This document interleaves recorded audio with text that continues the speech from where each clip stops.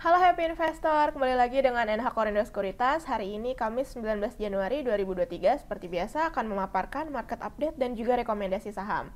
Kita lihat dulu untuk outlook-nya. Dari global atau dari US, ketiga indeks Wall Street ini kompak turun bersamaan cukup signifikan yang dipimpin oleh Dow Jones terdepresiasi 1,81% atau 613 poin, disusul oleh S&P 500 yang kehilangan 1,56% dan Nasdaq mengerut 1,24%. Hal ini dipicu oleh data ekonomi yang lemah mulai menunjukkan ekonomi yang terkontraksi dan oleh karenanya kembali memunculkan kekhawatiran resesi. Pernyataan para pejabat The Fed ini mengenai outlook suku bunga tahun ini yang masih bernada hawkish pun turut membawa sentimen negatif ke pasar.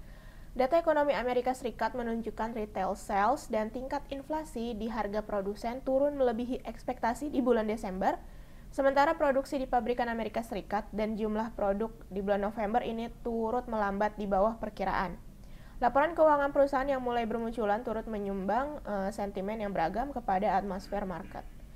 Nah, kemudian dari domestik sendiri, IHSG akhirnya mampu ditutup slightly di atas support MA20 dan hanya melemah tipis 1,5 poin ke level 6765,8 setelah sempat melemah ke 6721. Namun akhirnya kemunculan candle doji di dekat area resisten 6800 kembali memunculkan spekulasi bahwa pullback mengancam di depan mata, terlebih dengan adanya sentimen negatif dari market regional.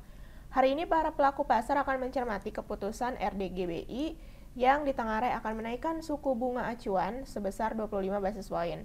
Kami pun menyarankan para investor atau trader pasar modal Indonesia untuk mempersiapkan diri akan kemungkinan pasar yang volatile kembali terulangi, yaitu konsolidasi ke arah support MA10 atau pada kisaran 6.700 hingga 6.670. Untuk most active stocks kemarin itu ada BBRI, BBCA, BMRI, Goto, Telkom, BSBK, Antam, MDKA, Kasa, dan Adaro. Sementara untuk foreign transaction kemarin itu mencatatkan net sales sebanyak 85 miliar rupiah dengan top foreign buy-nya yaitu ada Antam, BBNI, Goto, KLBF, dan SCI. Sementara untuk top foreign sell yaitu BMRI, BBCA, Telkom, SMGR, dan UNTR. Untuk company news, pertama ini ada dari PT Siloam International Hospital, TBK atau Silo, yang menyiapkan anggaran belanja modal atau CAPEX sebesar 800 miliar rupiah hingga 1 triliun rupiah yang akan digunakan untuk membangun 1 hingga 2 rumah sakit baru. Dana ini akan dialokasikan untuk berbagai kebutuhan dan layanan rumah sakit sekaligus ekspansi bisnis dengan memperluas jaringan rumah sakit. Nah, di lain sisi, perseroan ini terus berinvestasi pada kemampuan platform digitalnya guna meningkatkan pengalaman pasien melalui aplikasi MySiloam, website perusahaan, dan lain sebagainya. Kemudian yang kedua ini ada dari Petrosi atau PTRO yang menutup tahun 2022 dengan kinerja yang solid dan menyambut tahun 2023 dengan penuh optimisme berkat implementasi strategi diversifikasi sebagai pilar kunci perusahaan untuk terus mengembangkan value proposition kepada seluruh pemegang saham dan pemangku kepentingan. Adapun untuk mendukung ekspansi bisnis dan strategi diversifikasi, perseroan ini mencadangkan anggaran belanja tahun 2023 yang naik sekitar 30% dari tahun sebelumnya. Nah, kemudian yang ketiga ini ada dari Antam, PT Aneka Tambang Tbk yang resmi melakukan perjanjian jual beli saham dengan Hong Kong CBL Limited atas sebagian kepemilikan saham Antam di PT Sumberdaya Arindo. Nah, transaksi tersebut ini merupakan kelanjutan perjanjian kerjasama pengembangan kendaraan listrik di Indonesia oleh Antam dan CBL pada April 2022.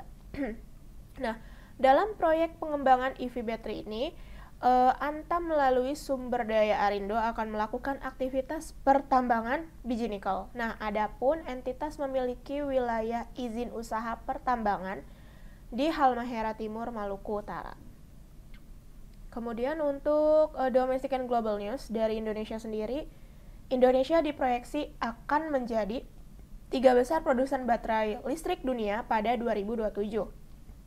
Nah, hal tersebut ini menyusul produksi baterai listrik nasional yang mulai 2025 mendatang. Optimisme tersebut diungkapkan oleh Menko Maritim dan Investasi Luhut Panjaitan seiring dengan penandatanganan perjanjian pembangunan baterai kendaraan listrik Main ID Contemporary Empress Technology Co Limited pada Senin kemarin.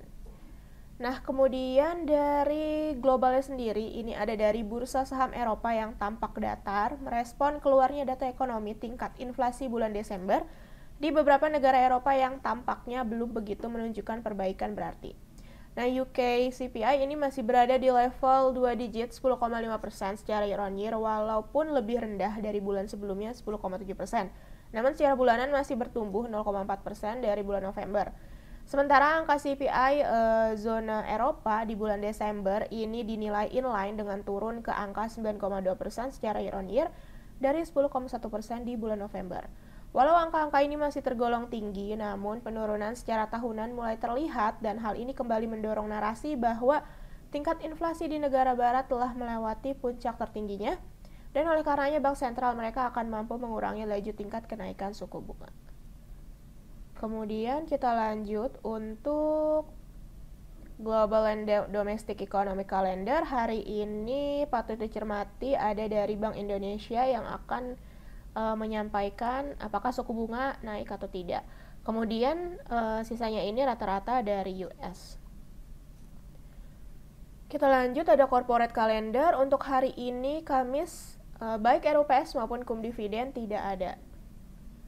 Daily technical, hari ini kami proyeksikan IHSG konsolidasi di mana menguji resisten terdekatnya.